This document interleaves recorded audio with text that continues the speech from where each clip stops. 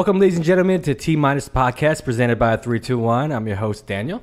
I'm the other host, Nico. I'm Ryan, not a host. And not a host. Welcome to Season 3, Episode 1 of T Minus. We have a little new format going on. And I think today's topic is on masculinity and femininity. Femininity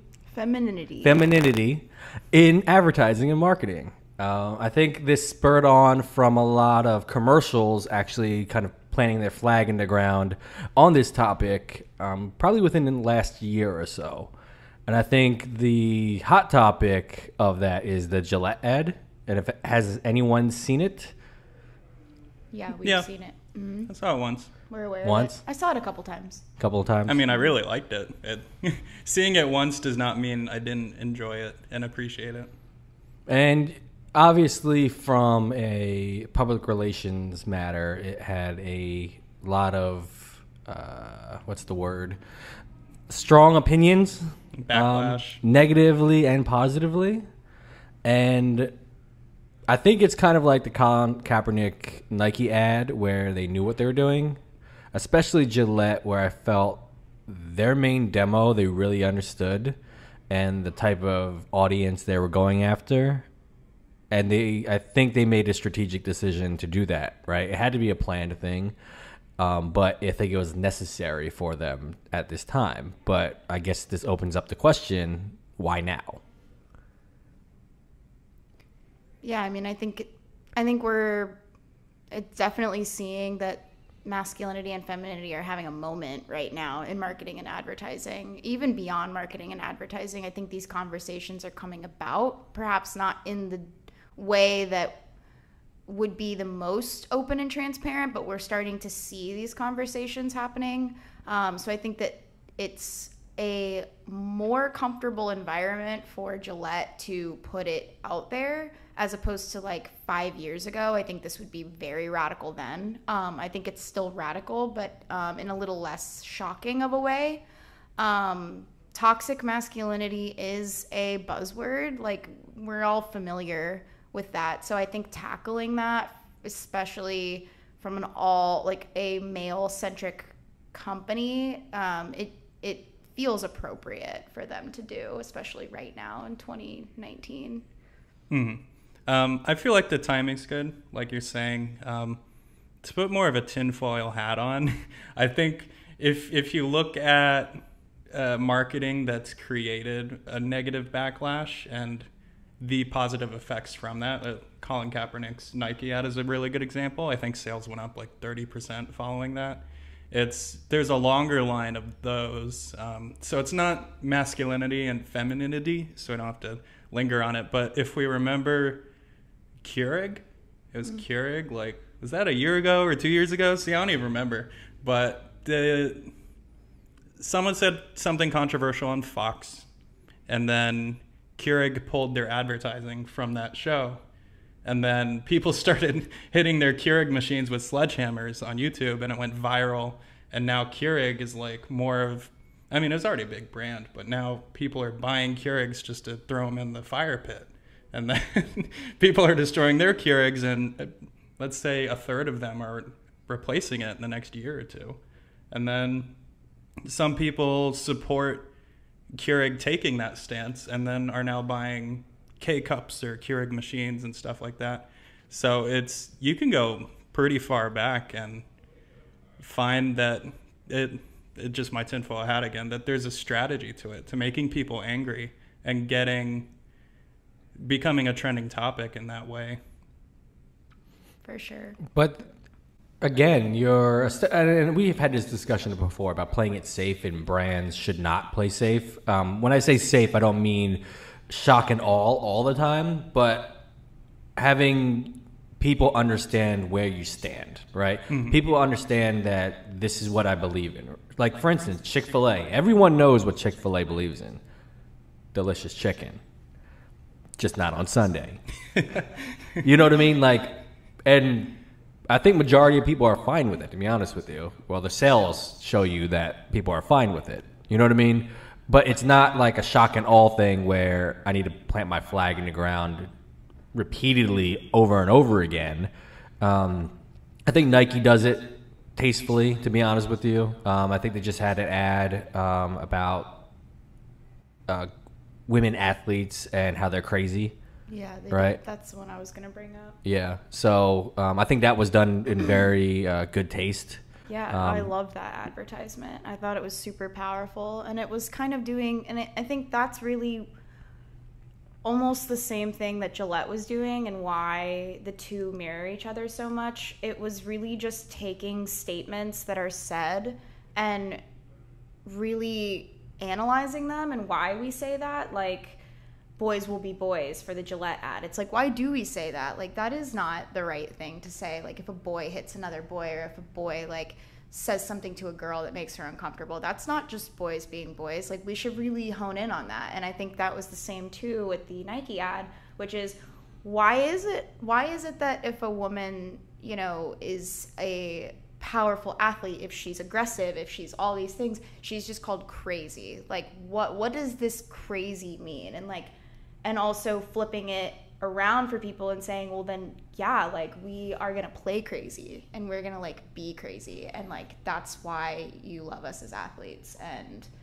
I think Nike's always good at doing that, taking the words and flipping them and then reusing them. But I think that that's why some of these ads resonate, is because they're making you look at statements that you are conditioned to say as a male, as a female, and really internalizing them and looking at them as, why have I always been so conditioned to say that? And why has it always been normal?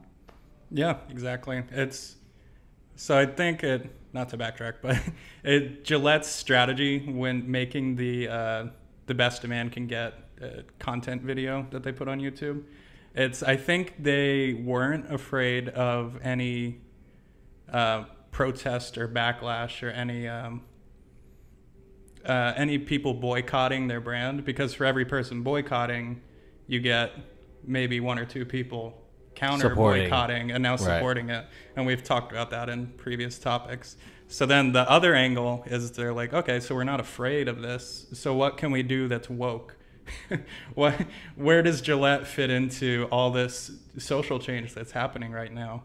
So they couldn't really pull off like a Colin Kaepernick thing, but gender issues, they fit in perfectly. And I said it at the beginning, I love that Gillette ad. I think it's super thoughtful and very well executed, and it's just, from start to finish, it's incredible marketing, because they even have their old ad in that ad where it's like the man shaving and like women like falling all over him.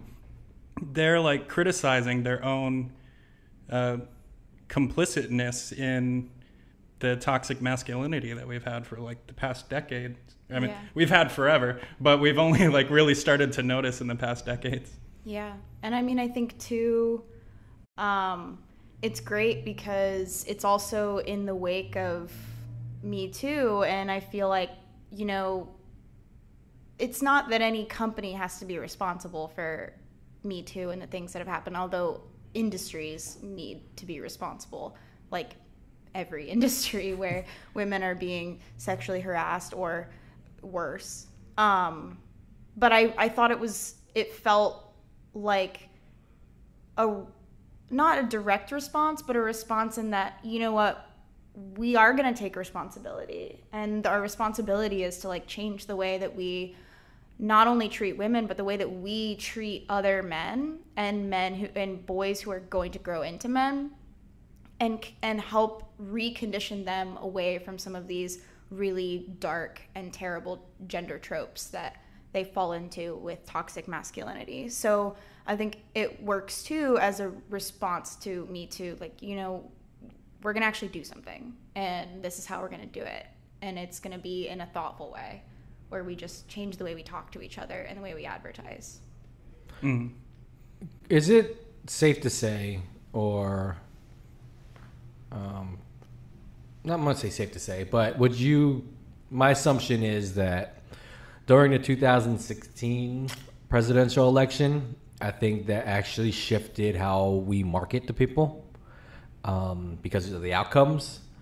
Hanging on to, I'm not going to say extremism, but people that firmly believe in something will automatically draw more support and traction than people that are kind of lukewarm in the middle, right?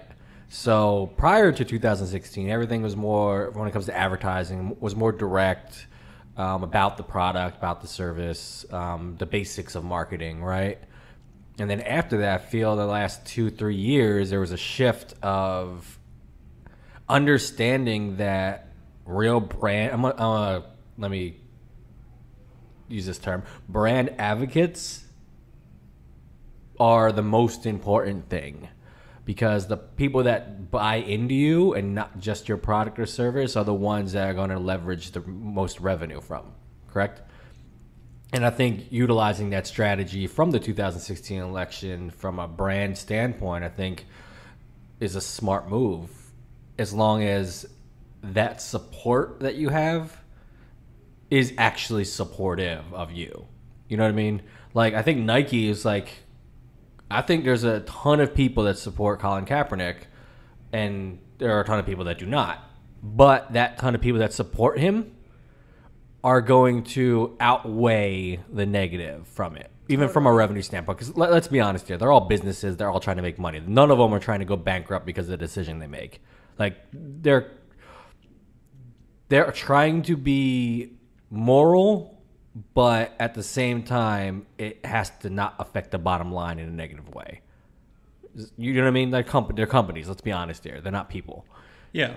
We're seeing a shift from the value being placed on brand awareness to the value being placed on brand loyalty. Correct. Where let's not downplay how important awareness is. Obviously, people have had to know what your product or service. They need to know that you exist in the first place. But then once that's achieved, that's easy to achieve.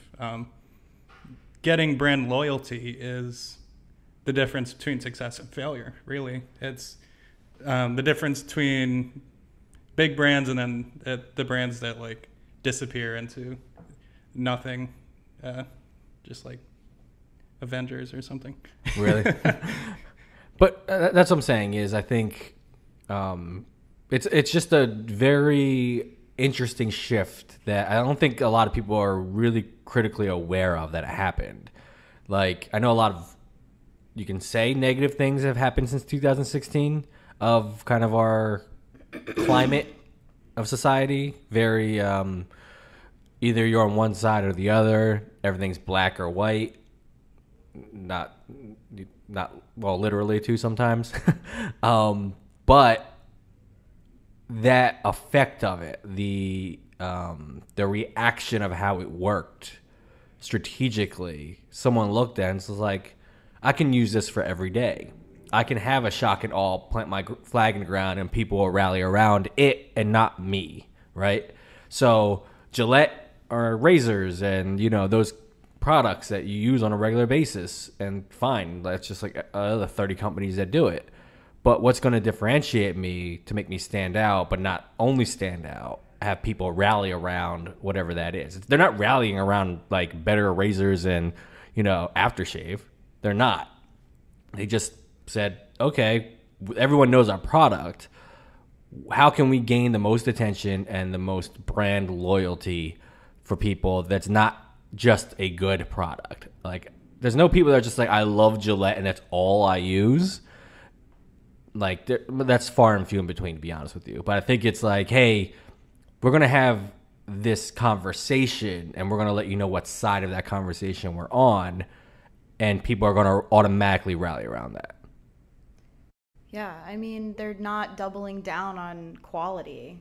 Which exactly. Is like, that's what I'm saying. Which is pretty radical in a lot of ways, because it's like you said, they're more doubling down on like this stance that they take, that they know they're going to generate a reaction from, and that does make a difference in what people identify with as products that they want to use, even if it's just identifying with a brand. Like, even if you're now like, well, I'm behind that brand.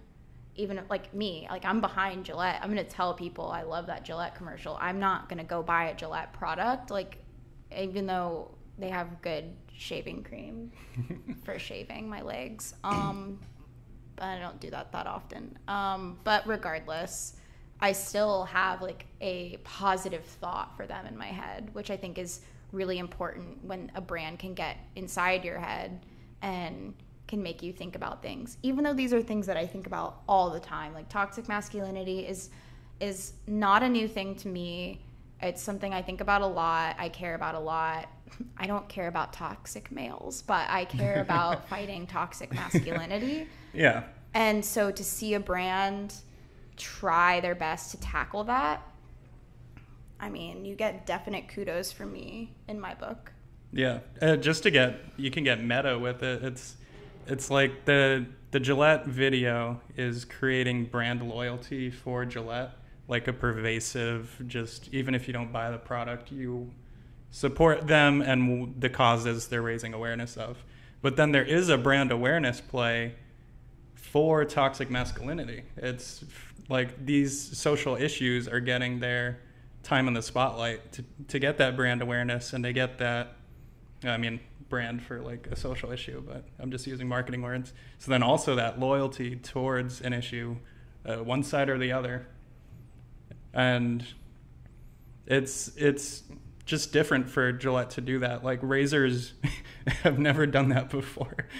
My favorite example is the Schick commercials. It's not even going back too far. They'd personify these razors into like these robot humans that, and you can just tell like they want you to have sex with this razor. Like this one's like has womanly curves and this one's like really masculine. It's got big muscles and it's like, wow, those are cool razors, but it's just making the issues worse.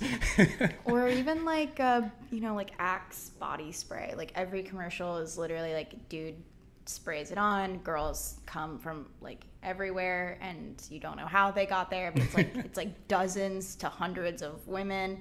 And it's not like that is insidious and in a very obvious way, but it's just being inside marketing. It's so obvious what they're going for. Exactly. Yeah. And also it's like, okay, I know a lot of gay guys that use Axe, and like your commercials are just super heteronormative and like very inaccurate to women and what we like. Like most women I know don't even like Axe, so maybe that's what they're playing off of, like trying to get women to be like, but I just wouldn't look at that commercial and be interested in that. It's not saying anything to me on a deeper level, other than this brand undermines women and how they actually are attracted to men, and you think that like a spray or like a physical gesture is going to do something.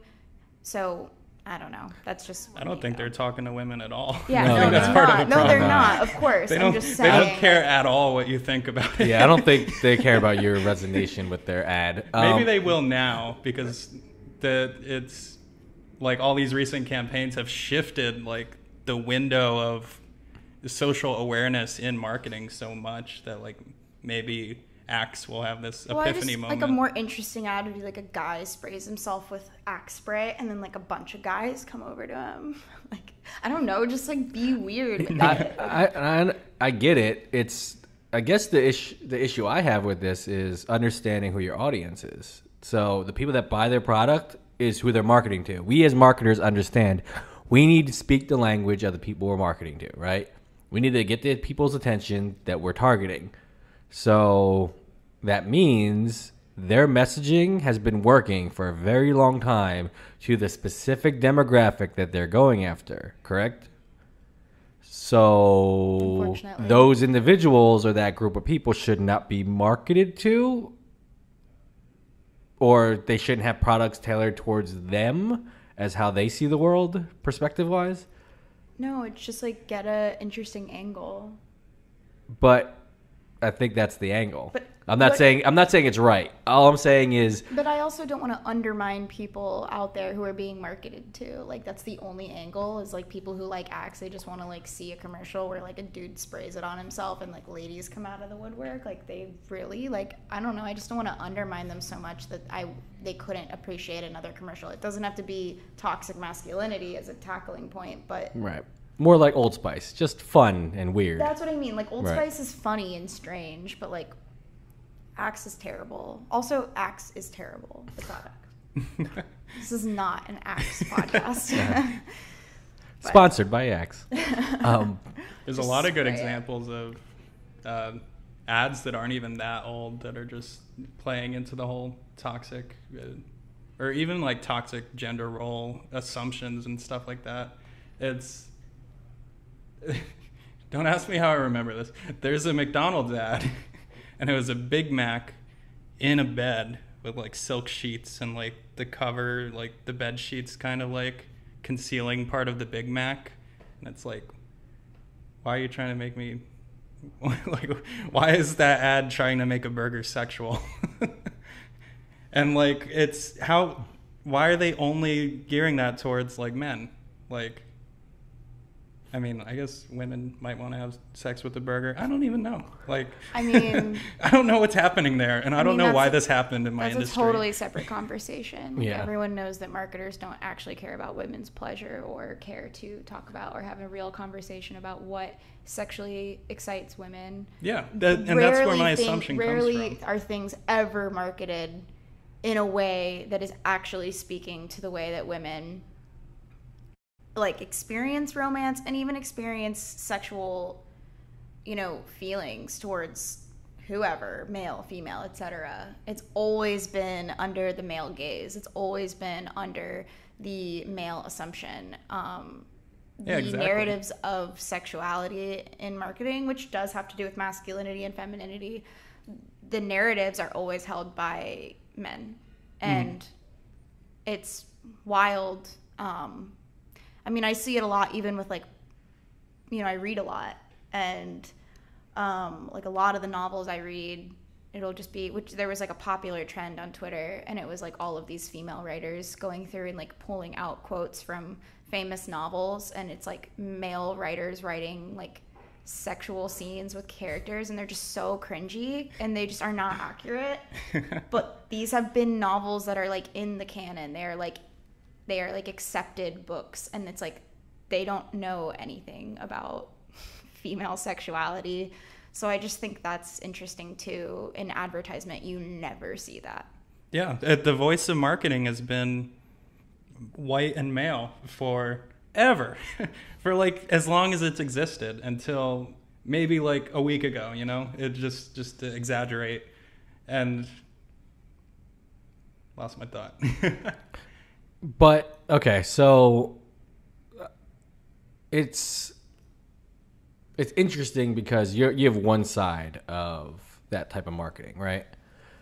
But again, an assumption, someone like Dollar Shave Club, I feel would kind of sway the other way of Gillette in their argument. Yeah, their marketing is very sexist. A man's man. I see it as pointlessly gendered, I guess is a safe way to put it. It's like, why? It's a razor. Anybody could use that. Right, but it's fighting a niche audience at the end of the day. Like I said, these are businesses. Mm-hmm. They find opportunity. Usually they're just going to go over the opportunity, right? They're going to plant their flag in the ground and be like, this is exactly who I'm marketing to. And we write about that, though. Like, in its essence, we talk about very strategic marketing and understanding who your audience is specifically and how to talk to them. And if you're like, this group of men in the world exist, a lot of them, and they need razors. Yeah, and so there's nothing wrong with targeting that segment and then producing content that resonates with that segment, which would be like bearded men like ordering IPAs and stuff like that, just like that stereotype, but that stuff resonates with them.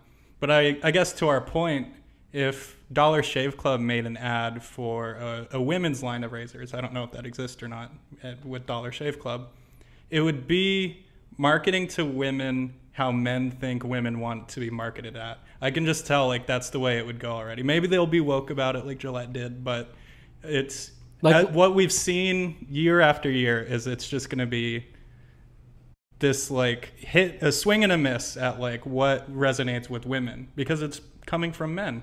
Well, like Lady Doritos, right? Exactly. Lady Doritos is a prime example of that. I feel women are incapable of eating chips, well, so we made different even chips. like even women's razor advertisements like Venus are extremely gendered. Like they're just like their version of top to bottom, like why women shave, what makes women want to shave, the types of women that shave.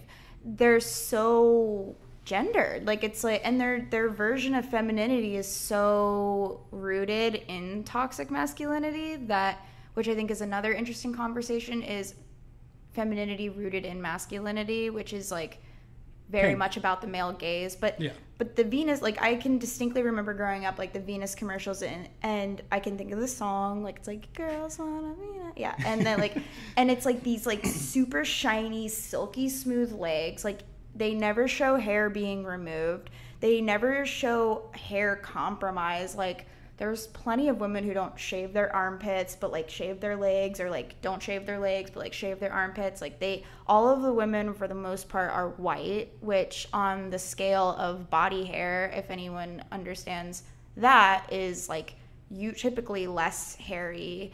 There's not a big representation for women who actually are hairy, and women who are super hairy are not marketed to. A lot of times women who are super hairy, like they can't even use those razors because they have too much hair for the razor, so they have to use men's razors anyway. So like it's interesting just on the reverse side of male razors and shaving products are women's razors and shaving products, which are so deeply troubling in the way that they approach hair.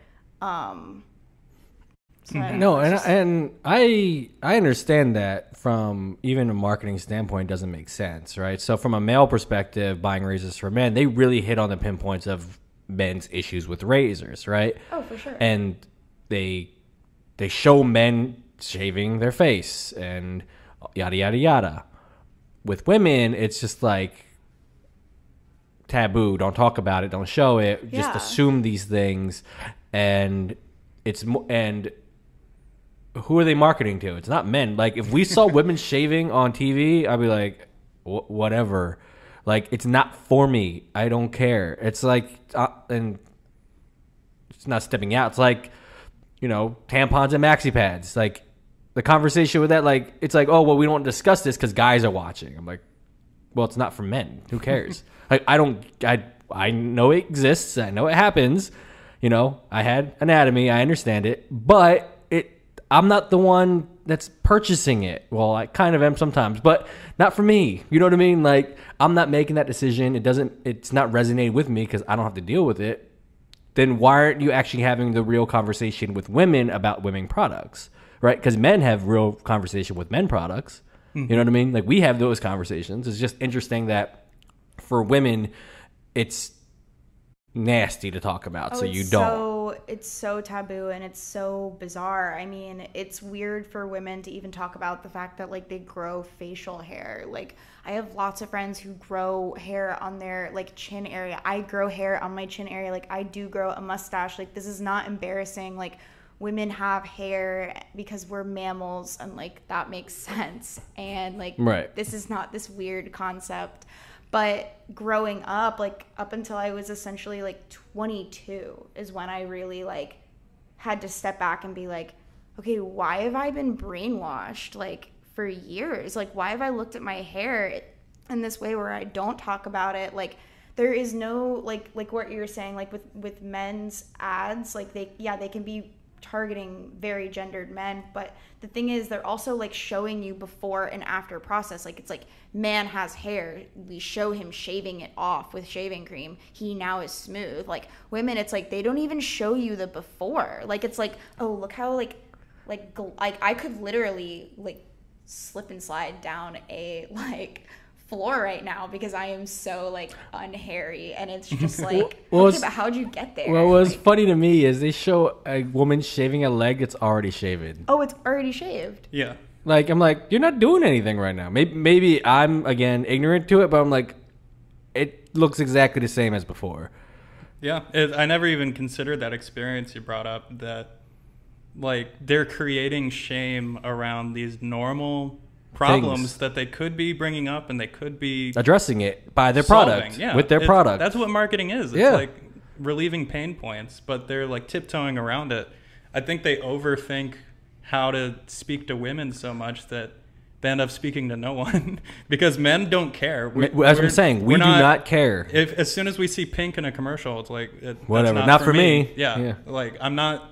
That's like not my decision to make. It is. It I really don't need is. to buy razors for my wife. She can buy whatever she likes. For sure. No, it's super bizarre, and it's weird because then all these like now in recent times all these like counter movements have to be created, like the body hair movement of like white feminists being like, I'm gonna grow all my body hair out, and like I'm doing that because I'm radical. And it's like, but the problem is that you're not radical. Women who are in lots of different cultures, lots of different backgrounds keep their hair long, so that's not radical. That's actually just culturally insensitive. Second, if you had been marketed to in a like more holistic way and actually had open conversations, you probably would have a more like nuanced approach to shaving, and you would like grow some things, shave some things, like, and it wouldn't be this like feminist like, oh, I'm part of the feminist like pro body hair movement. And it's like that movement only came about because conversations didn't exist. And so that's why circling back to like the toxic masculinity, like that's why I do think like these conversations are important for brands to tackle, because there are these like lingering questions out there. And I think, yeah, do we always want brands to have conversations about it? No, we want people to have conversations, but brands can help people have conversations. And so tackling these like large lingering things in the air, like Black Lives Matter movement, like toxic masculinity, is cool, and you should do it. And if you're going to do it, just like really go for it. Well, now I find it funny that the conversation about masculinity, especially in marketing, like the Gillette ad, is happening in leaps and bounds. But this progress with speaking to women in marketing, I'm starting to realize from this conversation, is happening at like a snail's pace. It's there's been good progress. Like we're seeing more plus size models in underwear commercials and in stuff like that, and that's great. Like because it used to just be Victoria's Secret. Right. Like their marketing was the dominant for any types of like women's clothing or like undergarments, and then we're seeing a bit more realistic marketing. There's a lot of room to go, especially with like razors and like any personal care products for women, because they are kind of whitewashing the entire experience and the need for the product in the first place. But with men, it's like the progress is like rocketing. Well, yeah, I think it has to come down to diversity in decision makers. At the end of the day, that's what it comes down to. Pepsi is a great example of what not to do. Oh, yeah. And I think it comes down to decision makers that pulled those triggers and didn't have perspective, right? So that's the conversation I think we need to have more than anything else. And that's for a later date, is diversity in the workforce, specifically advertising and marketing. And not from an agency level, from a corporate level as well. Those decisions need to have a little more perspective on things. And I think that's where a lot of it lies, because these decisions are made by one or two people, to be honest with you, right? Concept perspective is brought in by a lot of people, but who makes the decision and pulls the trigger and says, yes, I want to fund this, is usually one or two people, right? Mm-hmm. Who don't typically look like me or you. Right. Yeah. So perspective, I think, is the biggest thing when it comes to expanding the leaps and bounds of these, right? Because I agree with you. And just to wrap this up, that if I saw an ad for shaving and it was a guy shaving his face that was already shaven, I'd be like, that's weird. That's weird. That's really weird. Like, this guy has a face of a baby bottom and he literally is shaving it right now. I'm like, what are you shaving? How good is the razor? It's so good you never grow back again. I don't know. You know what I mean? Like, what's the conversation here? So even for like me and Ryan that are in advertising, like this conversation alone kind of opens their eyes to be like, wow. Because again, we're muted to that. Like a female razor ad comes on, me and Ryan, I'm speaking for both of us because I'm almost positive he can agree. Yeah. We're just like, monster trucks in our head. Like, we're really not looking at it. You know what I mean? We're not paying attention because we're like, this has nothing to do with us. But if you actually sit there and dissect it, you're like, from your perspective, you're like, that doesn't make any sense at all. Because if it was a guy doing it, we'd be like, what the hell? Like, that doesn't make any sense. So, like, I think there needs to be a lot of conversation, but a lot of changes from perspective needs to happen. Because I think that's the key to it for a lot of this is resource and decision makers in those resources. And I think that's where we're starting to get. And I think you're starting to see a lot more creative direction from females when it comes to female products and female audiences. A lot more direction when it comes to minorities, having minority voices in there to give perspective and decision making. And I think that's where we can win, right? Is when you have more diverse perspective coming together, all having a conversation, understanding who you're talking to and how to talk to them inappropriately without having these like cultured guidelines that we had for years and decades, and just taking all that away and being like, how are you going to have a real conversation one-to-one with somebody? And that's what you need to do, because that's what marketing really is saying, how can I attract you, get your attention, and being like, yeah, they understand how to solve my problem. So yeah, the space is still wide open for any of those topics, and bringing those new voices into the marketing space, which is so much of the content we consume. Okay, so that wraps it up for this episode. Next week we have another panel coming on, and we don't know the topic yet. We will find it shortly. But if you actually have any suggestions, anything you want to talk about, listen to, obviously comment below, let us know, and see you next week.